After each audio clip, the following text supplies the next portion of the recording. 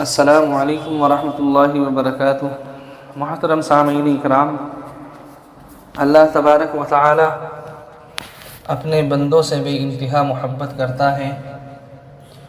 دنیا کے اندر جتنی محبت ایک انسان دوسرے انسان سے کرتا ہے، ایک ماں جتنی محبت اپنی اولاد سے اپنے بچے سے کرتی ہے، اس سے کہیں زیادہ محبت اللہ تبارک و تعالی اپنے بندوں سے کرتا ہے۔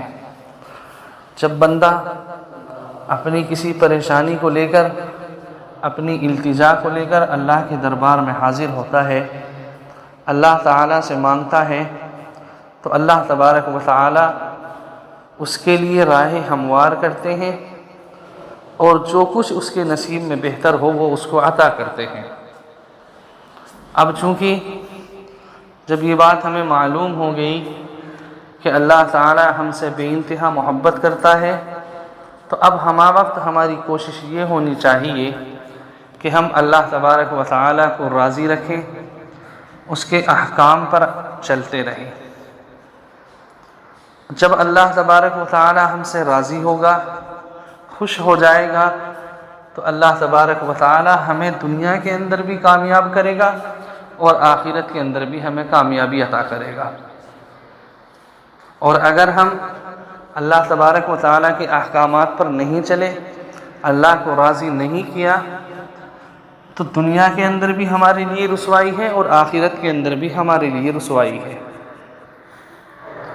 حضرت موسیٰ علیہ السلام کے دور کا واقعہ ہے کہ جب حضرت موسیٰ علیہ السلام کے وقت قحط سالی کا موسم ہو گیا، قحط سالی پھیل گئی، تو لوگوں نے حضرت موسیٰ علیہ السلام سے کہا کہ چلو اللہ تبارک و تعالیٰ کے دربار میں حاضر ہوتے ہیں، اللہ تعالیٰ سے مانگتے ہیں، بارشوں کی دعائیں کرتے ہیں۔ چنانچہ تمام لوگ حضرت موسیٰ علیہ السلام کے ساتھ نکلے اور ایک نماز ادا کی۔ نماز کی ادائیگی کے بعد حضرت موسیٰ علیہ السلام نے اللہ سے دعا کی، لیکن دیکھتے ہیں کہ جتنی دعا مانگی جا رہی ہے اتنی ہی دھوپ تیز ہوتی جا رہی ہے۔ حضرت موسیٰ علیہ السلام حیرت میں ہیں کہ اللہ، ہم تجھ سے مانگ رہے ہیں، پھر کیوں تو ہمیں عطا نہیں کر رہا ہے؟ کیوں اس دھوپ کو تیز کر رہا ہے؟ کیوں یہ دھوپ تیز ہوتی جا رہی ہے؟ اللہ تبارک و تعالیٰ فرماتے ہیں کہ موسیٰ، تیری اس جماعت کے اندر ایک ایسا شخص موجود ہے جو پچھلے 40 سال سے میری نافرمانی کر رہا ہے، جس کی 40 سالہ زندگی کے اندر صرف اندھیرا ہے، ایک لمحے کے وقت بھی اس نے میری عبادت نہیں کی، میرے حکم کو نہیں مانا۔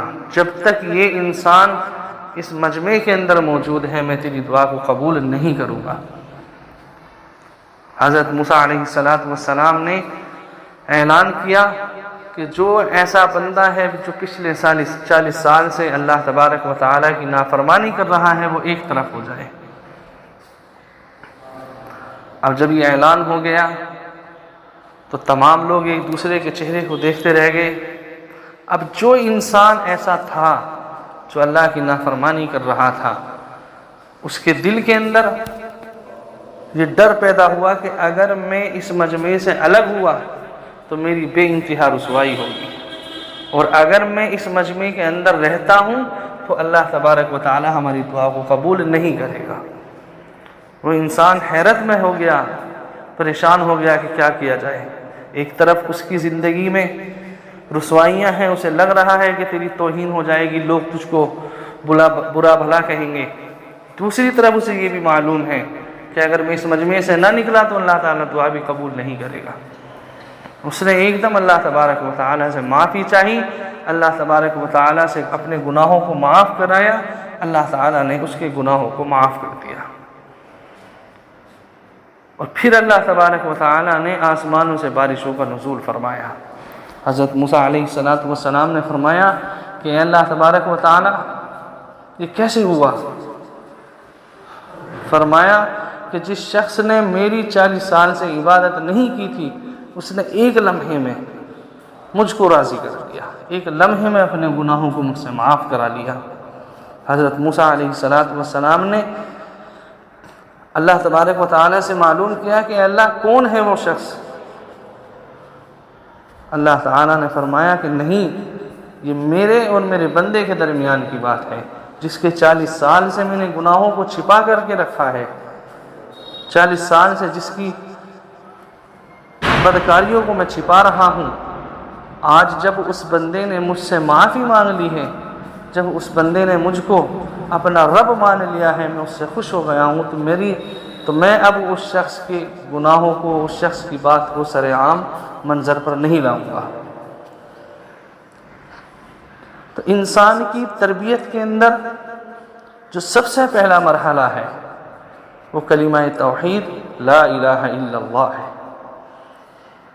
یعنی ہر انسان کو اللہ تبارک و تعالیٰ سے جڑنا ہوگا اور اپنے تعلق کو مضبوط اور مستحکم بنانا ہوگا، اللہ تبارک و تعالیٰ کو راضی کرنا ہوگا، اور اللہ تعالیٰ کو راضی کرنے کا اس سے بڑھیا طریقہ کوئی نہیں کہ ہم اللہ تعالیٰ کی عبادتیں کریں، اللہ تعالیٰ کی احکامات پر چلیں، اللہ تبارک و تعالیٰ کے ایک ایک حکم کو مانیں، نبی کو مانیں، نبی کی اطاعت کریں۔